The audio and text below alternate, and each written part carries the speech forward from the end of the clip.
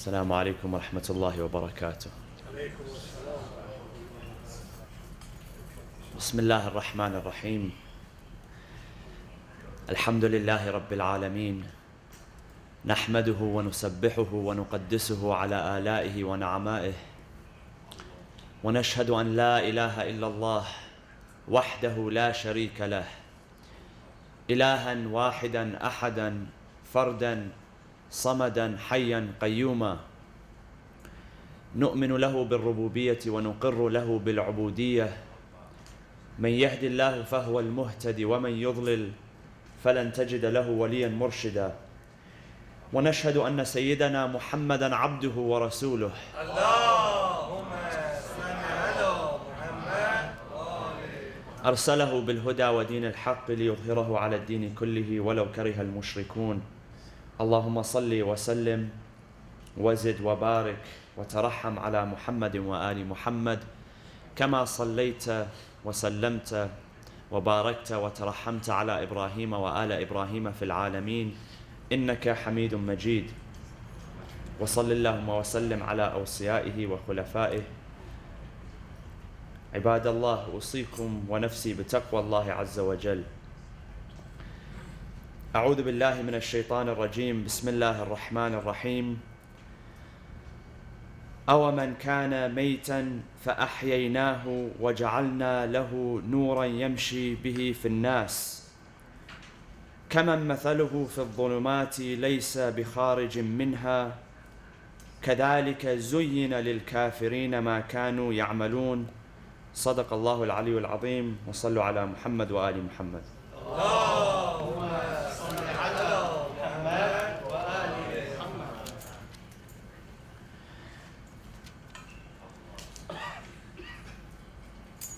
If we look at the context in which the message of Islam was revealed, we find that save for a few people in Mecca, the Hunafa, the monotheists, and people who belong to the religions of the people of the book, the polytheists in Mecca did not have a clear concept of the afterlife. After this life, there was nothing. And this is why you find that in their poetry, they speak much about immortality, that this life is the life. And the Qur'an speaks on their behalf in one ayah where they say that it is only this life that we live. After death, there was nothing to look forward to. And this is why you find that when the Qur'an is first revealed, if you analyze the verses of the Qur'an, the chapters of the Qur'an, we know the chapters of the Qur'an are divided into two parts, those which are Mekki and those which are Madani, meaning those which are revealed in Mecca and those which were revealed in Medina. One of the distinctions that you find between the two is that in Medina, there is much more of the revelation which deals with the affairs of the community, establishing a community, establishing a legal code, defining the relationships between the Muslim community and other communities, such as the people of the book, which were there, which were the native inhabitants of Medina. Whereas in Mecca, there's a different tone, there's a different sort of speech altogether. Many of the verses which are revealed in Mecca have to do with eschatology and cosmic phenomena, and calls to devotion and prayer. And this probably has to do with the fact that the people that the message was revealed to, again, had no clear understanding of what would happen after death, or what would even happen during the end times. And so you look at the surahs, the final chapters of the Qur'an, most of which were revealed in Mecca, the ones that speak about what will happen at the end of time, the cosmic phenomena, and what will happen on the Day of Judgment. And the Day of Judgment is mentioned in the Qur'an, and there are different phrases which are used to describe the Day of Judgment. Most of the time, when the word yawm is used, without description, or without context, the word yawm, meaning day, literally meaning day, refers to the day of judgment, because it is the real day, it is the real life.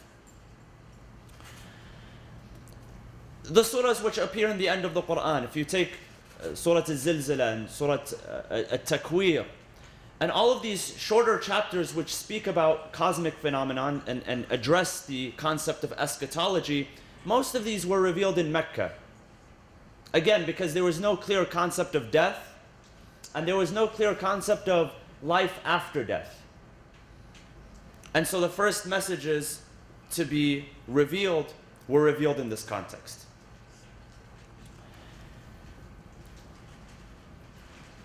When death is spoken about in the Qur'an, now if you flip through the pages of the Qur'an randomly, you'll find that you'll rarely come across a page or any other or every other page which does not address the idea of or the concept of death. There was always either an allusion to death or the afterlife. Take, for example, the many verses which speak about the afterlife, heaven and hell, what is to happen in heaven and hell. And even the verses which come in the form of commandments to the Muslims are really, what is behind them is addressing the message of preparation for death, what to do for death and what to do for the afterlife. When God commands us to do good, or when God commands us to refrain from evil. Much of this is in the context of death. Now, the word death in Arabic, the word for death in Arabic is maut. And you know, any verb or any word which is constructed in the Arabic language can be reduced to a three-letter verb. And if you understand the source of where that word comes from, the three-letter verb, or sometimes a four-letter verb, but mostly a three-letter verb, then you can create and understand more complex meanings which come from that word. So the simple word for death is maut. However, it's used in many different contexts. When we think about death, when we say death, what we usually think of is the end of life. A human being lives or an animal lives, and then the point where that life ends is referred to as death. But the word maut in the Qur'an, in the context of the Qur'anic verses, takes more than one meaning. One meaning is regeneration after death. And there's a whole set of verses in the Qur'an which speak about regeneration. And the idea behind this is to say that you, as human beings, may see death at the end of life, or may perceive death to be the end of life, but there is regeneration after death. Not only for human beings, but for any living thing, plants and animals. In Surah Yasin, Allah subhanahu wa ta'ala speaks of the human being who challenges the concept of death. وَضَرَبَ لَنَا مَثَلًا وَنَسِيَ خَلْقَهُ قَالَ مَنْ يُحْيِي الْعِظَامَ وَهِيَ رَمِيمٌ. The human being strikes an example, but he forgets his own khalq, his own creation. He asks, who will give life to the bones after they have become ramim, after they have disintegrated? قُلْ يُحْيِيهَا الَّذِي أَنْشَأَهَا أَوَّلَ مَرَّةٍ. Say to them, the one that created it out of nothing for the first time initially is surely able to create it out of something. I mean, even the bones, when they disintegrate, the human being, the flesh, when it disintegrates, there is still something that human being can be identified with. or identified by. قال من يحيي العظام وهي رميم قل يحييها الذي أنشأها أول مرة. So there is regeneration after death. Now, this sort of regeneration also applies to plants. Allah subhanahu wa ta'ala says in Surah Al-Waqi'ah, He says, أَفَرَأَيْتُمُ النَّارَ الَّتِي تُورُونَ أَأَنْتُمْ أَنْشَأْتُمْ شَجَرَتَهَا أَمْ نَحْنُ الْمُنْشِئُونَ. The fire that you create, do you not see this fire that you create, where its source was from? The source was from wood, from a tree which we had created.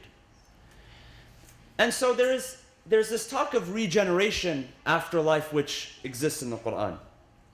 Now, what sort of regeneration do human beings experience? If you're to stick to the verses of the Qur'an tells us that we will be resurrected. Now, what does that resurrection mean? What does it look like exactly? Is it that our bodies are resurrected and our souls are resurrected together? And if our bodies are resurrected, is it this body that we occupy? Or is it a similar body? Or is it no body at all? If we're to stick to the verses of the Qur'an, what is apparent, what is zahir from the verses of the Qur'an is that our bodies are regenerated and they are resurrected. And our souls, of course, are also resurrected. Our souls actually never die. When we die as human beings, our souls are taken from our bodies. They are separated from our bodies. But our soul never ceases to exist in the way that our body ceases to exist. Now, what do philosophers have to say? And here you see a rift between those who interpret these concepts strictly based on what the Qur'an says and those who introduce philosophy into the conversation. Now, some Muslims, a very few, handful, completely reject the application of philosophy in interpreting the Qur'an and the concepts in the Qur'an. They say that it's an innovation. And the origins of philosophy, since it is taken from Greek philosophy, it's not taken from, it does not originate from within Islam, it does not originate from the Qur'an, it is to be rejected because every innovation is bid'ah and every bid'ah is dalala, and you know the rest of the story. Philosophers, however, who discuss this in context, some of them have said that it is a body which will be resurrected. However, it's not this mundane body which we occupy. Now, the body which we occupy in this dunya, in this world, has certain characteristics. You have a certain height and a certain weight, a certain skin complexion, created of flesh and bone and blood and organs and muscle and so on and so forth. There's a mass, there's volume. What they say that a body will be resurrected with the soul, but not in the same characteristics. Simply a body which the soul can occupy, which they call it, and they refer to this body as mithali, meaning it is similar to the body which exists in this world, but it is different, and that it is only there for the soul to occupy. And so there's no distinction on that day between bodies. There is no old and young and muscular and weak or fragile or rich or poor. On that resurrection, on the day of resurrection, there is only one form. It's a default form for everyone. And then you're held responsible according to what your soul has presented, what your nafs has presented from good or from evil. And this is why the Qur'an also attributes good and evil to the nafs, to the soul. That what the nafs has qaddamat, what the nafs has offered, and not necessarily what the body has offered. Now, these are two concepts which discussed in philosophy are referred to ma'adun jismani and ma'adun ruhani. So a resurrection of the jism, the resurrection of a body, and the resurrection of a soul. And philosophers are different in their interpretation and their explanation of what exactly the resurrection is. Some of them say that it is impossible for our bodies to be resurrected. Why? It's based on a principle which they refer to as istihalat i'adatul ma'doom. Once something has ceased to exist, once it has become ma'doom, it is impossible to resurrect that which has ceased to exist. Not that they're challenging God's ability. They're saying it itself is impossible. It's like making 2 + 2 = 5. If a person asks, can God make 2 + 2 = 5? The question simply does not apply because that thing in itself doesn't exist. So their idea is that once something ceases to exist, it can never be recreated in the same fashion that it existed in the beginning. They refer to this as i'adatul ma'doom, and they say that this does not happen. When we stick to the verses of the Qur'an, we know that there is something which is resurrected. And that thing which is resurrected, whether it is the mundane body that we have with the soul, or a different body with a soul, or it's just the soul by itself, reaps both the punishment and the reward. So if we were to say that there is no body, that doesn't mean that we do not feel the pleasure of the reward of paradise or the torment of the punishment of the hellfire. In fact, if it was limited to the soul, it would be either better or worse, because the soul feels much more than what the body feels. You know, sometimes when we feel down or when we feel depressed, it hurts more than physical pain. And when we feel joyous, when we're in high spirits, we're happier than when our bodies merely feel good on their own. And so this is the relationship between the soul and the body. Now, the Qur'an speaks about the resurrection of the dead. Uzair, Ezra, one of the prophets who is mentioned in the Qur'an, and he's mentioned, of course, not by name, but through reference in Surah Al-Baqarah, chapter number 2, verse 259. أَوَ كَالَّذِي مَرَّ عَلَىٰ قَرْيَةٍ وَهِيَ خَاوِيَةٌ عَلَىٰ عُرُوشِهَا. Allah gives the example of the one who passed by a qarya, a village, and he saw that it was, the Qur'an says, خَاوِيَةٌ عَلَىٰ عُرُوشِهَا, which means the following. Urush or arsh means the supports, that which supports, the pillars. Khawiya means the roofs had fallen in. So if a building is to be, or a structure is to be left for a long time, what happens is that from the top it begins to fall inwards. So it had fallen in, and the urush, the support, the walls had collapsed over it. So it had been left alone. It had been destroyed, and apparently from the description, it had been destroyed so bad that when this man passed by, he said that it's impossible for this to be resurrected. How can this be resurrected after so much demolishment, after such destruction? So to prove an example, Allah says in the Qur'an in the same verse, فَأَمَاتَهُ اللَّهُ, Allah put him, he put death upon him مِئَةَ عَام, for 100 years. And then he resurrected him. And when he was resurrected, Allah asked him, كَمْ لَبِثْتَ? How long were you sleeping for? How long were you away for? And his response was a day or a part of a day.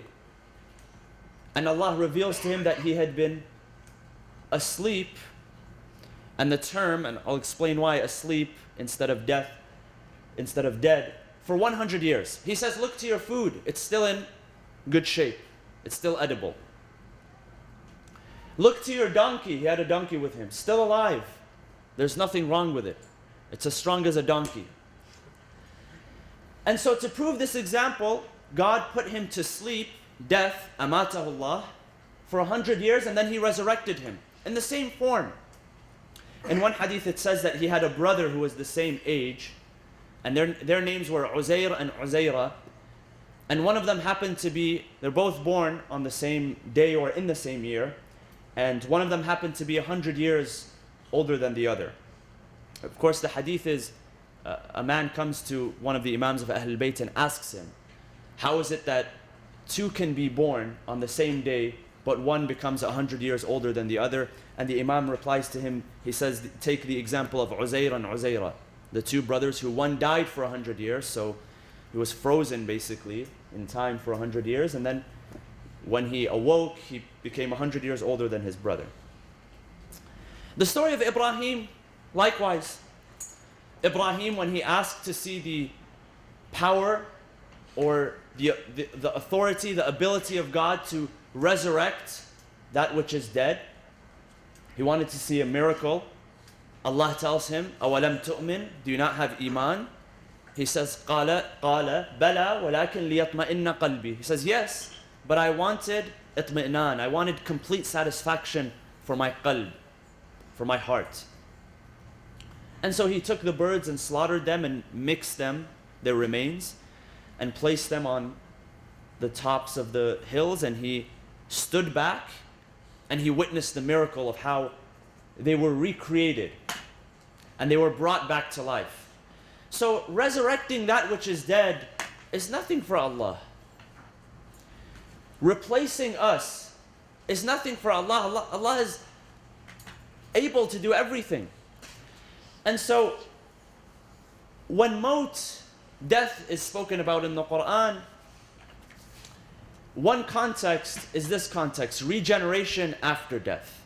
That this death that you experience is not final. There is a regeneration. There is a ma'ad. There is a return. Inna ila rabbika ruj'a. Surely to your Lord is the return. Another type of death which is described in the Qur'an is sentient death, death of feeling. When you are numb, sometimes you become numb to feeling. Sometimes you experience so much pain or so much abuse that you become completely numb to it. According to Raghib al-Asfahani, he says that this type of death is the author of Mufradat al-Qur'an, a book which describes the vocabulary which is used in the Qur'an. The Qur'an uses certain vocabulary. And this book, Mufradat al-Qur'an, is one of those. He says that the word maut, describing the word maut and how it's used in different contexts, is sometimes used to describe numbness, a numbness of feeling and not necessarily death. Sometimes we experience numbness after abuse. Or if we've been hurt, we feel numb, that we have no feelings. And he says that this is what Maryam felt when she was in labor, when she was giving birth to Isa alayhi salam. And when she said, Ya laytani mittu qabla hadha wa kuntu nasyan mansiya. I wish that I had, and she uses the word mit, meaning maut. I wish I had died before this. Wa kuntu nasyan mansiya, and I was completely forgotten. Another type of death is intellectual death. When a person's heart and a person's brain is completely dead. And this is probably the worst type of death that the Qur'an describes. When a person's qalb, and by the way, qalb does not only refer to emotions and feelings, it also refers to the intellect. The faculty of intellect, the seat, the throne of the faculty of intellect in the Qur'an is the qalb. The qalb is what understands. The qalb is what takes in. And that's why Allah speaks about the death of the qalb. Or a person who is, you see them to be walking, but on the inside they are dead. That means that intellectually they are dead. Some of them, the Qur'an describes as summun bukmun umya, meaning that they are deaf, dumb, and blind. Not literally. I mean, literally they can hear, they can see, and they can speak. But if you were to see their true shape, although they look alive, inside, they are dead. There is no emotion. There is no intellect. There is nothing which drives them. So this is another form of death which is mentioned in the Qur'an, and perhaps the worst death. And that's why on the opposite side, the Qur'an says that we give life to some people. Not that they are dead and we give them life. They're already alive, but we give them more life. Meaning we give them more of an ability to understand. We give them a better heart. And that's what life and death means in this context. Another way that death is referred to in the Qur'an is as a reference to the temporary nature of the human being. The Qur'an says to the Prophet, إِنَّكَ مَيِّتٌ وَإِنَّهُمْ مَيِّتُونَ. Inna means surely or truly. You are dead. وَإِنَّهُمْ مَيِّتُونَ, and truly they are dead. The Prophet was alive when this revelation was sent to him. But what Allah is telling him here is that you as a human being are temporary. You will die. And they will also die.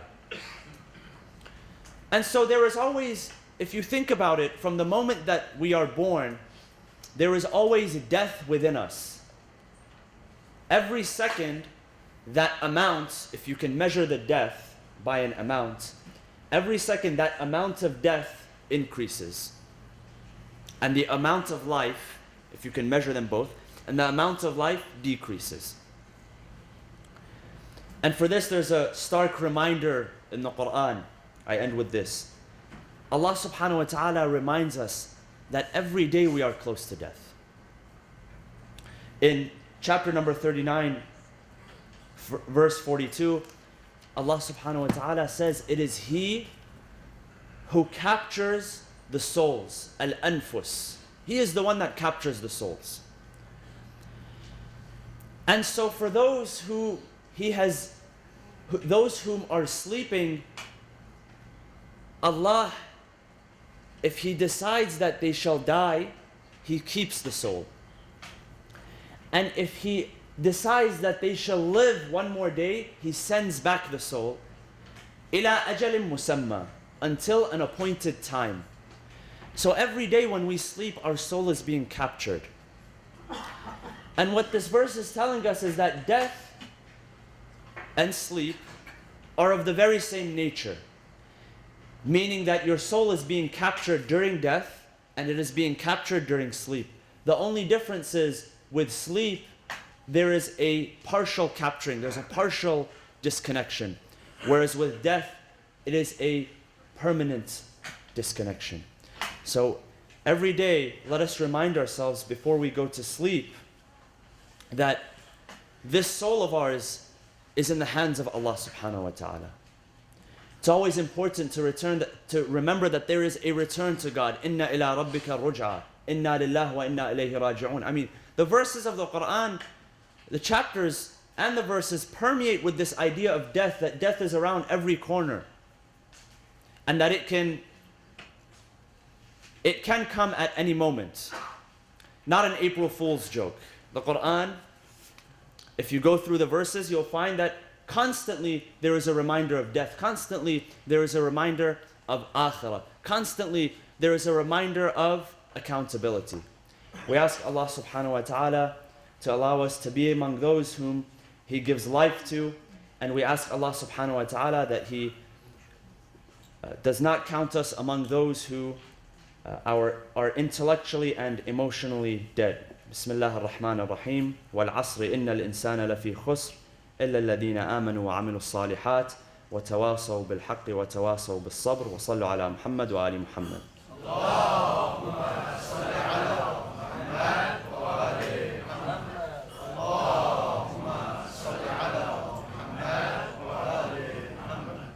Allahumma salli ala Muhammad wa ali Muhammad.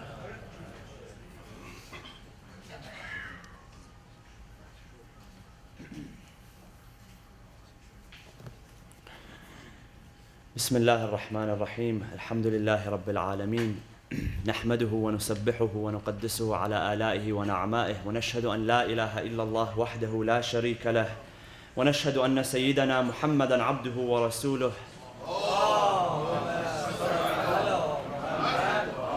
اللهم صل وسلم وزد وبارك وترحم على محمد وآل محمد كما صليت وسلمت وباركت وترحمت على إبراهيم وآل إبراهيم في العالمين إنك حميد مجيد وصل اللهم وسلم على أوصيائه وخلفائه وعترته وأهل بيته علي أمير المؤمنين وقائد الغر المحجلين وعلى البضعة الطاهرة فاطمة الزهراء سيدة نساء العالمين وعلى سبط نبي الرحمة وسيد شباب أهل الجنة الحسن والحسين وعلى علي بن الحسين ومحمد بن علي وجعفر بن محمد وموسى بن جعفر وعلي بن موسى ومحمد بن علي وعلي بن محمد والحسن بن علي والخلف الهادي المهدي عجل الله تعالى فرجه وسهل مخرجه وجعلنا من أنصاره وأعوانه. عباد الله أوصيكم ونفسي بتقوى الله عز وجل. I'd like to briefly share with you a couple of the ahadith from Nahj al-Balagha on the authority of Mawlana Amir al-Mu'mineen alayhi salam. In fact, the first saying which we come across from Amir al-Mu'mineen in Nahj al-Balagha, as you know, Nahj al-Balagha is divided into categories: the sermons, the letters, and the sayings of the Imam.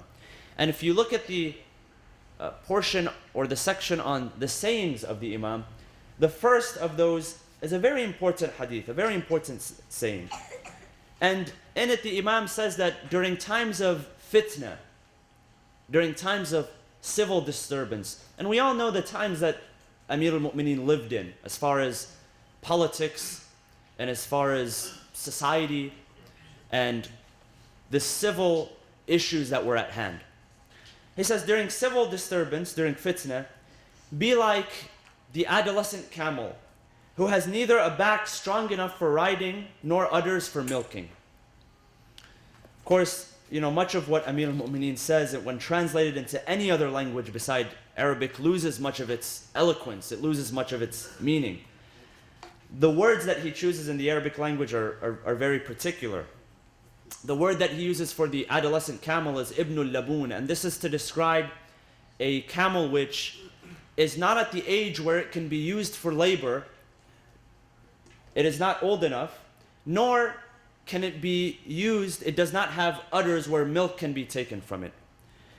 What the Imam is saying here is that when there is fitna, when there is civil disturbance, do not place yourself in a position where you can be taken advantage of, in the same way that a camel is ridden, that you can be taken advantage of. Nor can anyone take anything from you. So remain neutral. Do not try to take sides when there is civil disturbance. And Amir al-Mu'mineen always tried his best to keep the peace. It might sound ironic, considering the fact that in 5 years, Amir al-Mu'mineen had to fight 3 civil wars. But the condition that he lived in was drastically different. The conditions which he lived in, there was that which was right and that which was wrong. When Amir al-Mu'mineen says this hadith, he is not referring to when right and wrong is clear. Of course, as the Khalifa, he is able to tell what is right and what is wrong through his wisdom. In fact, when it came to taking sides with right and wrong, Amir al-Mu'mineen was very clear on his stance. He says to those people who chose not to support him, in his mission, he says, خَذَلُوا الْحَقِّ, another saying in Nahj al-Balagha, خَذَلُوا الْحَقِّ وَلَمْ يَنْصُرُوا الْبَاطِلِ. He says that they let down the truth. They put down the truth. And with falsehood, they were no use to falsehood. Meaning even falsehood did not want them. Neither truth wanted them nor falsehood wanted them. Now, Amir al-Mu'mineen is speaking in a very specific context, in a context of political upheaval. Now, we're not, alhamdulillah, in that state of political upheaval, not yet at least, but we are in political season, and there is rhetoric circulating, and there is much to be said. And of course, as Muslims, we have our own role as standing by the truth. And for this, we have to understand that we should not focus on who is saying, but rather what is being said, the message which is being delivered. You know, the Qur'an warns the Prophet and the Muslims. He warns them of the hypocrites. He says, وَإِذَا رَأَيْتَهُمْ تُعْجِبُكَ أَجْسَامَهُمْ وَإِن يَقُولُوا تَسْمَعْ لِقَوْلِهِمْ. If you see them in their appearance, you're attracted to their appearance. And if you hear them, you listen to them because what they say is very attractive. Now, it warns the Qur'an that do not be fixated on personalities. Do not be fixated on things. Rather, take the message if the message is good, if it is virtuous. Reject the message if it represents falsehood. And I believe that the future of Muslims in the West, and particularly in the United States, depends on their stance with what is righteous and rejecting that which is false from whoever it comes from. We ask Allah subhanahu wa ta'ala to allow us to be among those who can recognize good and can stand by good, inshallah. We ask Allah subhanahu wa ta'ala to not allow us to be among those who follow falsehood, that we are not deceived by falsehood. We ask Allah subhanahu wa ta'ala to bring healing to those who are suffering in our nation. We ask Allah subhanahu wa ta'ala to bring healing to those who are suffering, whether they are Muslim or they are non-Muslim. We ask Allah subhanahu wa ta'ala to bring relief to all those who are oppressed around the world. We ask Him to allow our voices to be heard in supporting that which is righteous and that which is good. Bismillah ar-Rahman ar-Rahim. اللهم اغفر للمؤمنين والمؤمنات والمسلمين والمسلمات الأحياء منهم والأموات تابع بيننا وبينهم بالخيرات إنك مجيب الدعوات إنك قاضي الحاجات إنك على كل شيء قدير برحمتك يا أرحم الراحمين. Brothers and sisters, let me just announce something quick. We have a representative here from OC Human Relations, a human relations organization, and there are pamphlets which are outside, and Brother